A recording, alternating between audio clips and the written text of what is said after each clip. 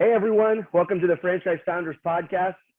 This is where we talk to franchise founders and people successfully in the franchise industry about their experience, how to succeed as a franchisee, and all things franchising. I'm here today with my co-host, Dan Claps. Dan, thanks for hopping on today with us. Yeah, excited about this one. And then we also have Nick Sheehan here with us today, who's the managing partner at Repum Group. Nick, thanks for joining us. Yeah, thanks for having me today. So yeah, I guess just to kick things off, we'd like to get a little bit about your background, and if you could share with us, where you started off, how you got into franchising, and how you got to where you are today. That'd be helpful. Yeah, great. Happy to do it. Well, first off, Nick Sheehan, managing partner of the Repum Group. I like to say that I'm all franchising. It's all I've really ever done. It's all I really know right out of college. Actually, I went to a small private school called Lynn University in Boca Raton, Florida. Most people have not heard of it before. But I went there, and as a senior, I was fortunate enough to take some business classes and have some great guest speakers. And one of them just happened to be a 12-time entrepreneur, as he said, 12 different businesses.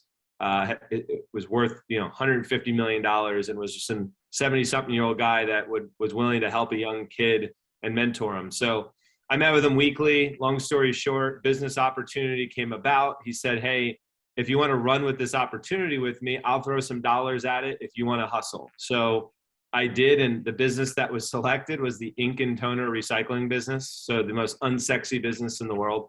And I literally knocked on doors, door to door, selling toner like a Xerox copy salesman for 2 years. And I got a thick skin doing that and learned a lot, but wound up growing a business that grew to about $500,000 in revenue in 2 years. And he had some franchising experience and said, hey, if this works, we could open a second location, potentially franchise it. We did that. And then, fast forward to 3 years after, really starting this business, we franchised it and grew it to eventually 35 locations in about 4 years.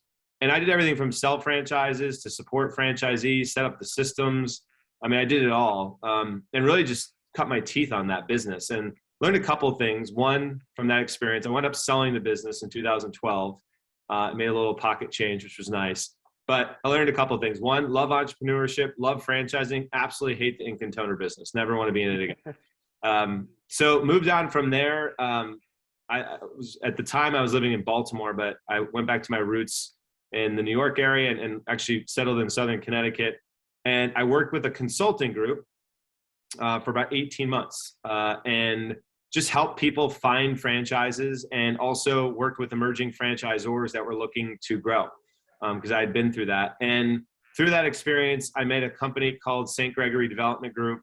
And that really changed my perspective on, I would say, small emerging franchises to how do we go and build massive franchisors. And St. Gregory was just starting at the time. They had a track record of success with a brand called Title Boxing Club. They had taken that from 5 locations to like 500 in a few short years. And they really were on the forefront of what franchise development, and I would call a franchise sales organization, is today, 10 years ago, before it really became a main thing in franchising. So they wound up starting a brand called Cycle Bar. When I joined, I wound up investing in that brand, becoming a franchisee, and opening a location in Hoboken, New Jersey, where my business partner and I formed an alliance. And then we grew from there. And today I do still own Cycle Bars, and I'm the largest franchisee in the Cycle Bar system with 15 locations in 7 states. And I wound up staying at St. Gregory for 6 years, and we became the largest franchise sales organization in the entire world at the time. And we launched Cycle Bar. 2 years into it, we had 100 open, or more than 100 open, and 350 sold. We had other clients we worked with in boutique fitness, health and beauty, and wellness space. And ultimately, we wound up selling to private equity. And I was the chief development officer at St. Gregory. And it was a very interesting run. The last 3 years that I was there, we were owned by a PE firm. And then what happened is really Anthony Geisler was on the forefront of this entire thing, and wound up buying not only Cycle Bar and forming what is now Exponential Fitness, but he also bought St. Gregory. And that ultimately, was a great 3 years understanding that whole world. And we grew so fast. I mean, we were selling about 1,000 licenses a year. So over 100 licenses typically a month on average. So it was pretty interesting ride. And we had about 10 to 15 different brands we worked with at any given time. And, it was just a great experience. So that wound up ending in 2019. And the reason for it is Exponential Fitness wanted to go public. And they brought the entire sales team in-house for the most part from St. Gregory. And I just opted not to do that and started the Repum Group with two partners, Rob Cambruzzi and Jason Ryan. And we created a little bit of a different version of what I had seen in the past, which is we are a full franchise development firm. So we have 4 divisions. We have our Brandum division, which focuses on marketing, branding, go-to-market strategies for our emerging franchisors. We have our Grow'em division, which is really our franchise sales arm. And that works with candidates looking to buy the brands we partner with. And we bring them through an entire education process to figure out if it's the right fit for them. We have a Build'em division, which is ultimately once they buy a franchise, we help them open the location. And that was the original business my partner, Rob Cambruzzi, founded over 4 years ago now. And that really helps them find the real estate and then manage the construction process. And then the final division is Scale'em. And that's a big differentiator for us. Scale'em, Jason Ryan, our third partner, who was Rob's boss over at Driven Brands, was the president of Mako with 600 unit chain, $600 million business, and came up 15 years with Driven Brands. And they, had a Mako, Meineke, Driven, or Goddard School, and some other brands. They're owned by Rourke Capital now, so big company.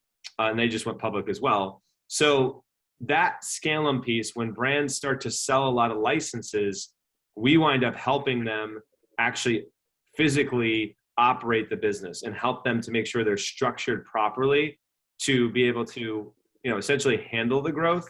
Whereas a lot of franchise sales companies just don't do that. It's more of sell the licenses and then it's responsibility of the franchisee.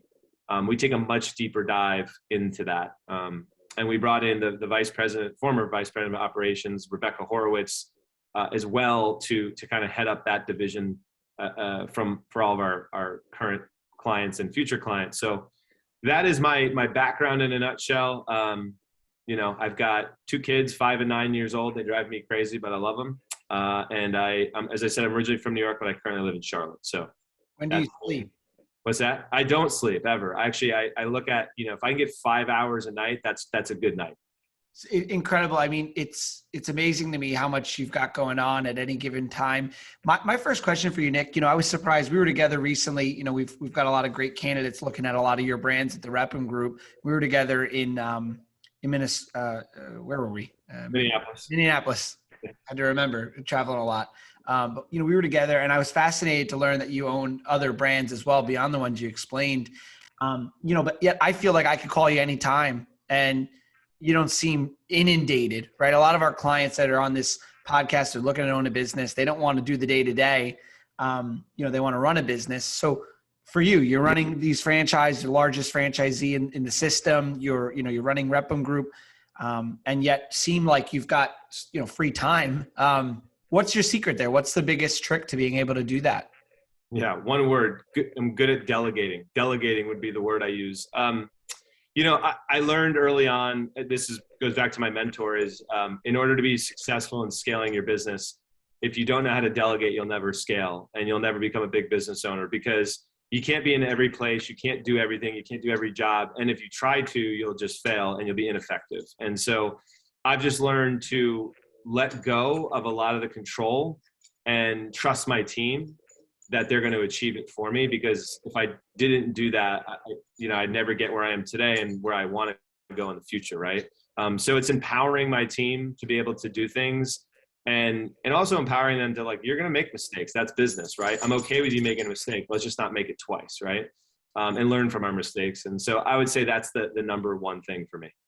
And just to follow up to that, empowering, right? I always hear that term. We hear it in business books.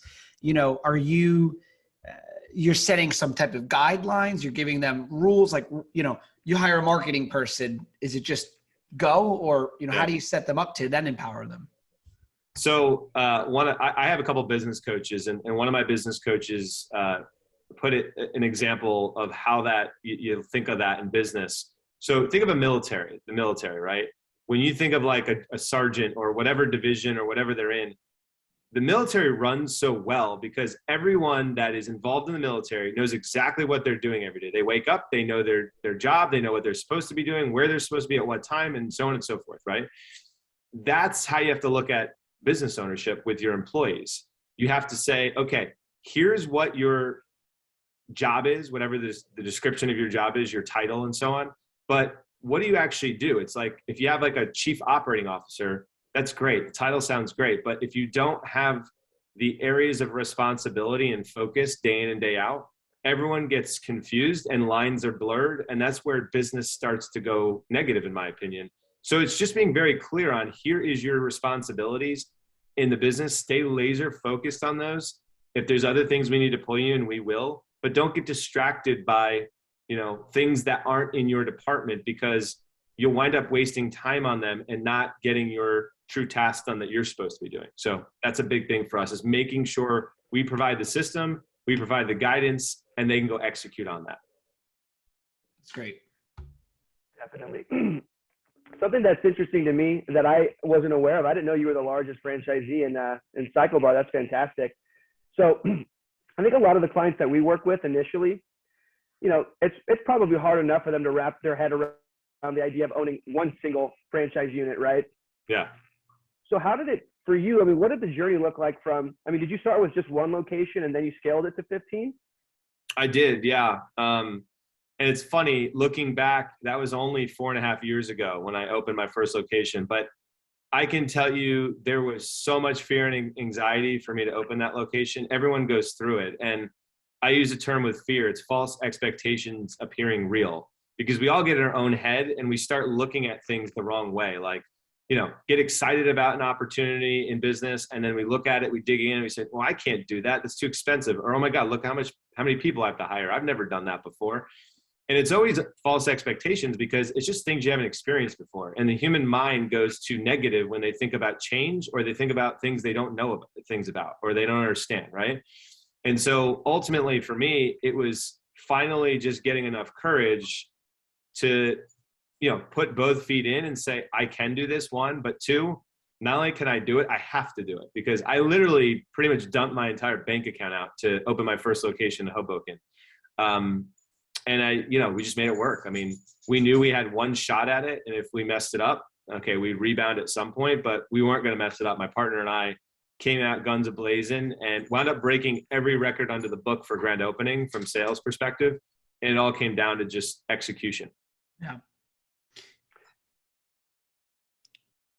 I just wanted to follow up real quick with, you know, you said that you have a partner. How did you find your partner? How did you choose that partner? What qualities do you look for in a partner?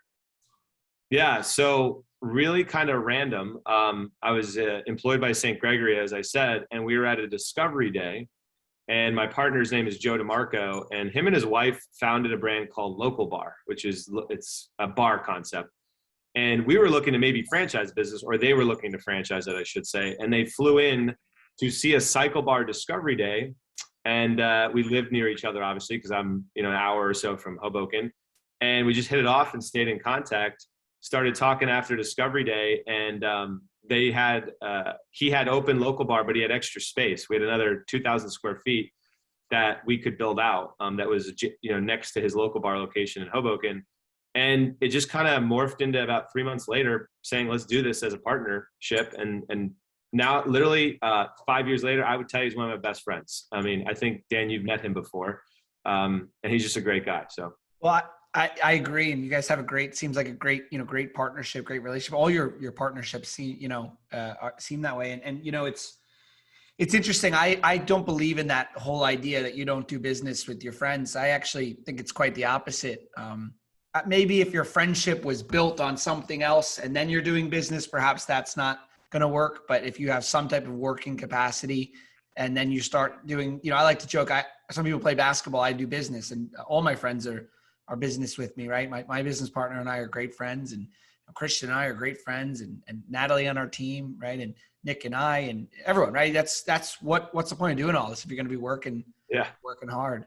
I had a question. So you guys, by far, some of the greatest brands, we always tell our clients that our job is really to do two things: help a client figure out if they want to own a business, if they're cut out to own a business, and then match them to a brand. And that's the hard part, right? Picking brands. There's 4,500 brands. There's 300 new franchises every year. Less than 5% become 100 unit plus opportunities. And so our job is to find the right brands for our candidates before we even ever talk to them. Yeah.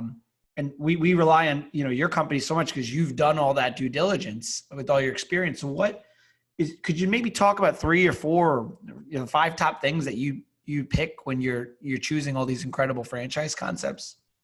Yeah, well, the first thing I would say is from a Repum perspective, I have to look at it, and we have to look at it from a lens of an investor candidate coming in that wants to buy a franchise, because ultimately we know what buyers are looking for, right? And not in a way of like we're trying to sell them on something, in a way that in order to make a sound investment and decision, which is arguably buying a franchise is a bigger decision than buying a home, right? Because everyone buys homes, but not everyone buys businesses. So it's a big decision for people. And there's a lot of questions and there's a lot of research and so on. So ultimately, we know the things that if these things don't align, no one's ever going to buy it, or very limited amount of people will buy it. And so for us, what it came down to is, number one, if you look at the brand itself, you got to see who are the people behind the brand. Does it have really good founders? Does it have good private equity behind them and leadership? Right. And are they prepared for the growth? If they have that, great. That's number one. That checks the box for us. Number two is, are they in an industry that is a space that you want to be in? And there's 2 things we look at for emerging brands. One, is it disruptive? Is it something new that's not out there today in franchising, which is, I like to say, the rare air that we find every so often. And second is it in a space that might be around forever? Like we have a painting concept that's been around, painting franchises and painting, companies been around forever, but they have a differentiator. And we like to say that's the white space we look for. Those are the 2 things we look for in brands. Yeah, go ahead. I'm sorry, I mean to cut you off. Is it obviously if they're both, that's excellent, but is it a if-or kind of situation where if there's nothing and then it needs all 3 of those components, disruptive and the space is stable? It needs to have a great founder or a great leadership team, and obviously have the money behind them in order, one way or another, in order to grow.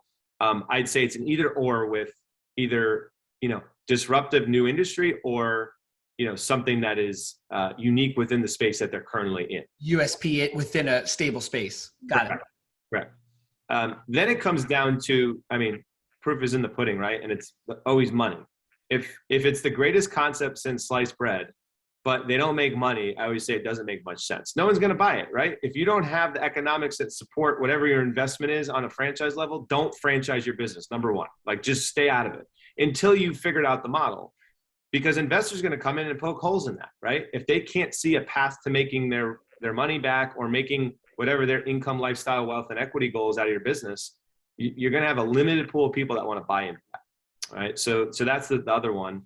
And then the other thing is just, do they have the ability, based on our coaching, to listen? If they're not coachable, it doesn't matter. All that I just said could all match up, but if they won't be coachable through this process, it's not something we're going to see that is going to work well. Not only from a Repum perspective, but from a franchisee perspective, because the number one thing you have to do as a franchisor is listen to your franchisees. You have to. So those are the things we look for. That's great. So it's cool seeing it all broken down like that into a leadership team, funding, and then if or disruptive new industry, disrupting and creating new industry, or a space that's stable, there's a unique selling proposition, obviously financials that make sense. And then, like you said, the ability to listen and work well with people. That's great. Yeah. Something you said that was interesting was you look for brands that have good founders, but what does that mean exactly? How do you evaluate what a good founder or good founding team looks like? Well, I think they have to have, number one, from our perspective, selfishly on the Repum side, they have to be people we align with. if they don't want to row in the direction we want to row, typically it doesn't work, right? You need to have because we're partnering with them, right? So it has to feel right, like from, I would say, the honeymoon phase. And if it doesn't, then we're not going to get married, right? Just like a dating analogy, but that's the truth. So that's the first thing. Second is, do we believe they have what it takes to really inspire franchisees? Because 50% of them buying into an emerging brand is being able to believe in the leadership team. So their reason to believe has to be strong. And it's usually half being them and half being their concept. So those are the things we look at from a good leadership perspective. Absolutely. And one thing I wanted to ask about as well, just shifting gears a tiny bit, but so a lot of the brands you're working with, or in many cases, they're emerging. There's not a whole lot of franchisees in the system yet. I think that presents tremendous opportunity. I was reading an article the other day that said you want to invest in the Orange Theory Fitness before it's like Orange Theory Fitness, before it's really expanded nationally, when the opportunity is still there. If you're investing at the point where it's already kind of blown up, you sort of miss out on the opportunity for the most part. But so what do you say to candidates to get them to feel comfortable with investing into an emerging brand? I mean, how do you get them to be comfortable with that? And what's the strategy there? Yeah, well, one is they've got to trust the system. So, through the analysis and the way that we bring candidates through a process is it's about a 6-week process from start to finish in order to get them fully immersed in what the opportunity is. And through that, they should be able to feel this makes sense or doesn't, right? And if they feel it makes sense, then great. They know that, look, emerging brands are not where Orange Theory is. Orange Theory is whatever, 1,400 locations open. It's a well-baked out system. I think what a candidate coming into an emerging brand has to look at is, okay, I believe in what these guys are doing, but I also know I've got to be nimble because there's going to be shifts and changes as this brand grows. And I want to be a part of that. And I want to be a part of that change in a good way to help them get better. But that's a part of what you're going to do early on in an emerging brand. Makes sense. I mean, how about like as an example, you just had we had a great candidate together with one of your concepts with Ellie. I think I heard that he was excited that it was an emerging brand. He moved forward with 10 territories. Like, what was his decision-making, process there in your conversations with him? Yeah, well, Ellie in particular is one of those concepts that is in that rare air of being in an industry that it's a mental health clinician-based model that is a therapy-based model essentially. And there's nothing in franchising like it today. And this particular candidate came out and loved the team and all those things I talked about, but they had a background in this space. And his term to me was, this is lightning in a bottle. If I don't take advantage of this now, I'll miss out on that lightning in a bottle. And it was all the things that checked off. It was perfect for them. Economics were right. Loved the leadership team. Yeah. Territory was available. He's in San Antonio. He wanted to really control that market, and not a lot of other opportunities he was looking at could give that to him. That's excellent. Fantastic. So one last question for me. Would you say that those more emerging brands present greater opportunities for a franchisee as opposed to ones that are models that are more built out? I would, but here's what I would say. There is a yes and a no to that. The yes is if you fully vetted the model and everything kind of checks off from the checks and balances perspective. And if you're working with a franchise consultant, what they do is help coach you through what you should be looking for. So I think the value in a franchise coach is tremendous for a candidate that's coming in looking at an emerging brand. But separately from that, it is, if that all checks out, then it really comes down to, yeah, I think that the opportunity can be great, but if the franchisor is prepared to support them, right? I've seen plenty of emerging brands that have great corporate locations, but ultimately wind up failing because they're not ready for becoming a corporate entity to a franchise entity. And that's a big transition. So they got to be prepared for that. So if you vet all that and you see all that and it all checks out, then yes, but be careful about that one piece. That's excellent.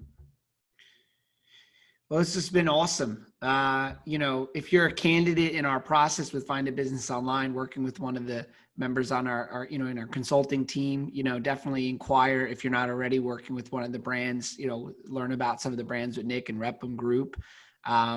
If you're a franchisor listening to this and you want to learn, nurturing, lead nurturing, or, overall franchising questions, reach out.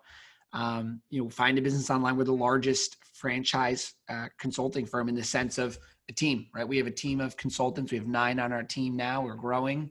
And, we'd love to work with you in exploring some of the franchise with Repum in general. And, just reach out.